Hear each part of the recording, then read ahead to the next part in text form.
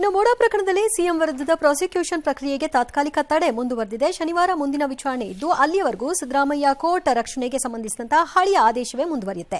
CM Siddaramaiah ಸಲ್ಲಿಸಿದ writ ಅರ್ಜಿ ವಿಚಾರಣೆ ನಡೆಸಿದ ಹೈಕೋರ್ಟ್ ಆಗಸ್ಟ್ 31ಕ್ಕೆ ವಿಚಾರಣೆಯನ್ನು ಮುಂದೂಡಿತು. ಇಂದಿನ ವಿಚಾರಣೆ ವೇಳೆ ಸಿಎಂ ಪರ ವಕೀಲ ಅಭಿಷೇಕ್ ಮನು ಸಿಂಘ್ವಿ ತಮ್ಮ ವಾದವನ್ನು ಮುಂದುವರೆಸಿದ್ರು.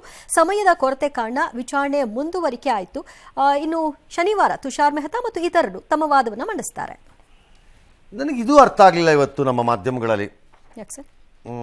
ಮಧ್ಯಾಹ್ನ ಡಿ ಕೆ ಶಿವಕುಮಾರ್ ಬಂದಾಗ ಬಿಗ್ ರಿಲೀಫ್ ಆಗೇ ಹೋಯ್ತು, ರಿಲೀಫ್ ಅನ್ನೋ ಥರ ಇದ್ರು. ನಾನು ಅದು ಆಮೇಲೆ ನೋಡ್ಕೊಂಡಾಗ ಅದು ಹಂಗೆ ಅಲ್ಲ ಅಂತ ನನಗೆ ಅನ್ನಿಸ್ತು. ಇದು ಅಷ್ಟೇ, ತಾತ್ಕಾಲಿಕ relief it is bound to continue. ಆ ತಾತ್ಕಾಲಿಕ ರಿಲೀಫು ನ್ಯಾಯಾಲಯ ತಾನೇ ಕೊಟ್ಟಿರುವಂತಹ ಮಧ್ಯಂತರ ರಕ್ಷಣೆಯನ್ನ ತಾನೇ ವಿಚಾರಣೆಯನ್ನು ಪೂರ್ಣಗೊಳಿಸುವುದರ ಒಳಗಡೆ ಯಾತಕ್ಕೆ ವಿಡ್ರಾ ಮಾಡುತ್ತೆ? It is assumed and automatic ನನ್ನ ಪ್ರಕಾರ ಆಲ್ಮೋಸ್ಟ್. ಅದು ಮುಂದುವರಿಯುತ್ತೆ, ಹಾಗಾಗಿ ಅದು ಮುಂದುವರಿಲೇಬೇಕು. ಮತ್ತೆ ಇವತ್ತು ಅವ್ರಿಗೆ ತಾತ್ಕಾಲಿಕ ರಿಲೀಫ್ ಏನಿಲ್ಲ, ಅದು ಮುಂದುವರಿಯೋದೆ. ಒಂದು ವೇಳೆ ಈಗ ಶನಿವಾರ ಅಪ್ಪಿತಪ್ಪಿ for whatever the reasons judge ಆರ್ಗ್ಯುಮೆಂಟ್ಗಳು ಮುಗಿಲಿಲ್ಲ, ಇನ್ನೊಂದು ದಿನಕ್ಕೆ ಹೋಯ್ತು ಅಂತ ಇಟ್ಕೊಳ್ಳೋಣ, ಅಲ್ಲಿವರೆಗೂ ಇರುತ್ತೆ. ಅದು ಅಲ್ಲಿವರೆಗೂ ಇರುತ್ತದು. ಇವತ್ತು ಸಿಎಂ ಪರ ಅವ್ರು ಹೇಳಿದ್ದು, ದೂರುದಾರರು ಆಕ್ಷೇಪಣೆ ಸಲ್ಲಿಕೆ ಮಾಡಿಲ್ಲ, ರಾಜ್ಯಪಾಲರು ಆಕ್ಷೇಪಣೆ ಸಲ್ಲಿಸಿ ವಾದ ಮಂಡಿಸಲಿ. ಮಾಡ್ತಾರೆ, ಅದನ್ನು ಮಾಡದೇ ಇರಲ್ಲ. ಸೆಕ್ಷನ್ 17 ಅಡಿ ಅನುಮತಿ ಪಡೆಯಲು ಸಾಧ್ಯವಿಲ್ಲ ಭ್ರಷ್ಟಾಚಾರ ನಿಯಂತ್ರಣ ಕಾಯ್ದೆ ದೂರುದಾರರು. ಓಕೆ, ಅವರೇನೋ ಅಲ್ಲಿ ಹೇಳಿದ್ದಾರೆ ಅವ್ರದ್ದು ಅಫಿಡವಿಟಲ್ಲೋ ಪೆಟಿಷನ್ನಲ್ಲೋ ಅಂತ ಇವ್ರದ್ದು ವಾದ ಇದೆ 17A ನಲ್ಲಿ. ನ್ಯಾಯಾಲಯ ಎಲ್ಲ ಒಂದು ಕಡೆ ಕೇಳ್ದಂಗಿದೆ, ಹಂಗಾರೆ ಪ್ರಾಸಿಕ್ಯೂಷನ್ ಇಲ್ಲದೆ ಈ ಪ್ರಕರಣ ತನಿಖೆ ಮುಂದುವರಿಬೋದಾ ಹಾಗಾದ್ರೆ ಅಂತ ಕೇಳಿದೆ. ನನಗಿರೋ ಕುತೂಹಲನೂ ಇದೆ, ನನಗಿರೋ ಕುತೂಹಲನೂ ಅಲ್ಲೇ ಇದೆ.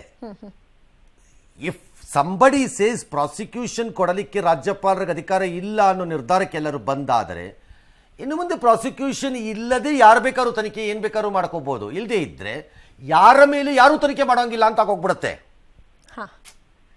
ಅಧಿಕಾರದಲ್ಲಿರೋರಿಗೆ. ಸಿಎಂಗಳೋ ಅಥವಾ ಮಿನಿಸ್ಟರ್ಗಳೋ ಯಾರೇ ಇರ್ಬೋದು, ಅದು ಹಂಗಾಗ್ಬಿಡತ್ತದು. ಹಾಗಾಗಿ ನನಗೂ ಆ ಕುತೂಹಲ ಇದೆ, ಏನೋ ಒಂದು ನಿರ್ಧಾರ ಆಗ್ಬೇಕು ವಿಷಯದಲ್ಲಿ. ಹೌದು, ಸುಳ್ಳು ಮಾಹಿತಿ ನೀಡಿರುವ ಅಬ್ರಾಮ್ಗೆ ರಾಜ್ಯಪಾಲರು ದಂಡ ವಿಧಿಸಬೇಕಿತ್ತು. ರಾಜ್ಯಪಾಲರು ಅರ್ಜಿಯನ್ನು ತೆಗೆದು ಕಸದ ಬುಟ್ಟಿಗೆ ಹಾಕ್ಬೋದಿತ್ತು. ದಂಡ ಹಾಕೋ ಹಕ್ಕು ರಾಜ್ಯಪಾಲರಿಗಿದೆಯೋ? I doubt it. ಅದನ್ನ ವಿನಾಕಾರಣ ಬಂದು ದೂರುಗಳನ್ನ ಕೊಡ್ತಾರೆ ಅಂತಂದ್ರೆ ಅದು ಕಾಂಡ್ ಈಸ್ ನಾಟ್. ಇದು ದಂಡ ಹಾಕಕ್ಕೆ ಅವ್ರು ಕೋರ್ಟು ಅಲ್ಲ, ಪೊಲೀಸ್ ಸ್ಟೇಷನ್ನು ಅಲ್ಲ, ಯಾವುದೂ ಅಲ್ಲ ಕೇಸ್ ಹಾಕೊಂಡು ಕೂತ್ಕೊಳಕ್ಕೆ ಅವರು. ದಂಡ ಹಾಕಕ್ಕಾಗಲ್ಲ, ಬೇಕಾದ್ರೆ ಕಿತ್ತು ಕಸ್ಬುಟ್ಟಿಗೆ ಎಸಿಬೋದು. ಯೂಸ್ಲೆಸ್ ಪೆಟಿಷನ್ ಇದು, ನಾನೇನು ಮಾಡೋಕ್ಕಾಗಲ್ಲ ಇದನ್ನಂತ. ಅರ್ಜಿ ಹಿಂಪಡೆಯಲು ಸೂಚಿಸಬೇಕು ಅಂತ ಹೇಳಿದ್ದಾರೆ, ಅದು ಬೇರೆ ವಿಚಾರ. ಲೋಕಾಯುಕ್ತ ದೂರಿನಲ್ಲಿ ಮಾತಾಡಿಲ್ಲ, ರಾಜ್ಯಪಾಲರ ವಿವೇಚನೆ ಬಳಸಿಲ್ಲ. That's A question which both sides will argue. ನೋಡೋಣ ಅದನ್ನು. ವಿವೇಚನೆಯನ್ನು ಬಳಸಿಲ್ಲ ಅಂದರೆ ಏನು ಅನ್ನೋದು ಆರ್ಗ್ಯುಮೆಂಟ್ ಎರಡೂ ಕಡೆಯಿಂದ ಬರುತ್ತೆ. ಕ್ಯಾಬಿನೆಟ್ ಸಲಹೆಯನ್ನು ಕೂಡ ರಾಜ್ಯಪಾಲರು ಬಳಸಿಕೊಂಡಿಲ್ಲ. ಅದೇ ಕ್ವಶನ್ ಇರೋದು, ಬಳಸಿಕೊಳ್ಳಲೇಬೇಕೇ? ಈ ಪ್ರಶ್ನೆ ಎದ್ದಿದೆ ಇವಾಗ. ರಾಜ್ಯಪಾಲರು ಸಂಪುಟ ಕೊಟ್ಟ ಎಲ್ಲ ಸಲಹೆಯನ್ನು ಚಾಚೂ ತಪ್ಪದೆ ಪಾಲನೆ ಮಾಡಲೇಬೇಕು, ಪದ ಬದಲಾವಣೆ ಇಲ್ಲದೆ ಪಾಲನೆ ಮಾಡಬೇಕೇ ಅಂತ ಒಂದಿದೆ. ನೋಡೋಣ. ನೇರವಾಗಿ ಪ್ರಾಸಿಕ್ಯೂಷನ್ಗೆ ಪರ್ಮಿಷನ್ ನೀಡಿದ್ದಾರೆ ಅಂತಿದೆ. ನೇರವಾಗಿ ಗೊತ್ತಿಲ್ಲ, ಯಾಕಂದರೆ ಒಂದು ನೋಟಿಸ್ ಏನೋ ಬಂದಂಗಿದೆ ಇದರಲ್ಲೀಗ ಸಿಎಂಗೆ. ಕಾನೂನಿನ ಸಲಹೆನೇ ಪಡ್ಕೊಂಡಿಲ್ಲ, ನೇರ ಕೊಟ್ಟಿದ್ದಾರೆ ಅಂತ ಅವರು. ಹಂಗಾಗಲ್ಲ, ಪಡ್ಕೊಂಡಿರ್ತಾರೆ ಅವರು. Let us see. These are the questions to be decided. Actually ಇದು ಡಿಸೈಡ್ ಆಗಬೇಕು. ಹಿಂದಕ್ಕೆ ಪಡಿಬೇಕು ಅನುಮತಿಯನ್ನು. ರಾಜ್ಯಪಾಲರು ಸಹಜ ನ್ಯಾಯದ ಪ್ರಕ್ರಿಯೆ ಪಾಲಿಸಬೇಕಾಗಿತ್ತು, ಪಾಲಿಸಿಲ್ಲ ಅಂತೇಳಿ ಅವ್ರು ಹೇಳಿದ್ದಾರೆ. ರಾಜ್ಯಪಾಲರು ಯಾವುದೇ ಆಕ್ಷೇಪಣೆ ಸಲ್ಲಿಸುವುದಿಲ್ಲ, ಅಗತ್ಯ ಇರುವ ದಾಖಲೆ ಸಲ್ಲಿಸ್ತಾರಷ್ಟೇ ಅಂತ ರಾಜ್ಯಪಾಲರ ಪರವಾದ ಬಂದಿದೆ. ಈಗ ಅವರು ಆಕ್ಷೇಪಣೆ ಸಲ್ಲಿಸಲ್ಲ, ಅಗತ್ಯ ದಾಖಲೆ ಕೊಡ್ತಾರೆ ಅಂತ ಹೇಳಿದ್ದಾರೆ. ಇನ್ನು ನ್ಯಾಯಪೀಠ ಹೇಳಿದ್ದು, ಸಂಪುಟದ ತೀರ್ಮಾನದಂತೆ ರಾಜ್ಯಪಾಲರು ನಡ್ಕೋಬೇಕು ಅಂತಿದೆಯಾ? ಹಾಗೇನಿಲ್ವಲ್ಲ ಅಂತ ಅಂದಿದ್ದಾರೆ. ಹಂಗೆಂತ ಮಾತ್ರಕ್ಕೆ ಅವ್ರು ಈ ಮಾತನ್ನು ಆಡ್ಬಿಟ್ರು ಮಾನ್ಯ ನ್ಯಾಯಮೂರ್ತಿಗಳು ತಕ್ಷಣ ಅದೇ ತೀರ್ಪು ಅಂತ ಯಾರು ಪರಿಭಾವಿಸ್ಬಾರ್ದು. ಇಟ್ಸ್ ಒನ್ ಆಫ್ ದಿ ಒಂಥರ ಎಕ್ಸ್ಪ್ಲೋರಿಂಗ್ ಕ್ವಶನ್ಸ್ ನ್ಯಾಯಮೂರ್ತಿಗಳು ಹಾಕ್ತಾರೆ ನ್ಯಾಯಾಲಯದಲ್ಲಿ. ಅವ್ರು ಅದನ್ನು ಹಾಕಿದ್ರು ಅಂದ ತಕ್ಷಣ ಅದನ್ನೇ ತೀರ್ಪು ಅಂತ ಯಾರು ಪರಿಗಣಿಸಬೇಕಾಗಿಲ್ಲ.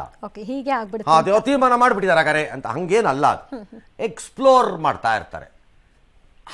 ಹೀಗೆ ಯಾಕೆ ಇರಬಾರ್ದು ಅಂತ ಅದಕ್ಕೇನು ಉತ್ತರ ಬರುತ್ತೆ ನೋಡ್ಬೇಕಲ್ಲ. ಹಾಗೆ ಅಲ್ಲಿ ಮಾಡಿರ್ತಾರೆ ಅಂತ ನಾನು ಅನ್ಕೊಂಡಿದ್ದೀನಿ, ಹಂಗೆ ಮಾಡಿರ್ತಾರೆ. ರಾಜ್ಯಪಾಲರ ವಿವೇಚನೆಗೆ ಬಿಟ್ಟ ವಿಚಾರ ಅದು ಅಂತ ಅವರು ಅಂದೆಲ್ಲ ಒಂದು ಕಡೆ ಒಂದು ಕಾಮೆಂಟ್ ಅನ್ನು ಹಾಕಿದ್ದಾರೆ. ಎಸ್, ಪ್ರಾಸಿಕ್ಯೂಷನ್ಗೆ ಅನುಮತಿ ಕೊಟ್ಟಿದ್ದೇ ತಪ್ಪು ಅಂತ ರಾಜ್ಯಪಾಲರ ವಿರುದ್ಧವೇ ಹೋಗಿರೋದ್ರಿಂದ ಅವ್ರ ಆಕ್ಷೇಪಣೆ ಸಲ್ಲಿಸಲಿಕ್ಕೆ ಬರೋದಿಲ್ವಾ ಸರ್?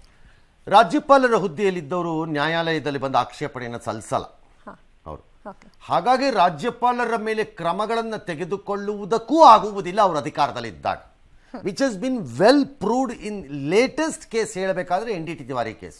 ಓಕೆ ND ತಿವಾರಿ ಪ್ರಕರಣದ ಅಫ್ಕೋರ್ಸ್ ಅದು ವೈಯಕ್ತಿಕ ಅವರ ಜೀವನಕ್ಕೆ ಸಂಬಂಧಪಟ್ಟಿದ್ದ ಪ್ರಶ್ನೆ ಆಗಿತ್ತು, ಬಟ್ ಅವರು ಕ್ರಮ ತಗೊಳಕ್ಕಾಗಲಿಲ್ಲ ಆ ಟೈಮಲ್ಲಿ.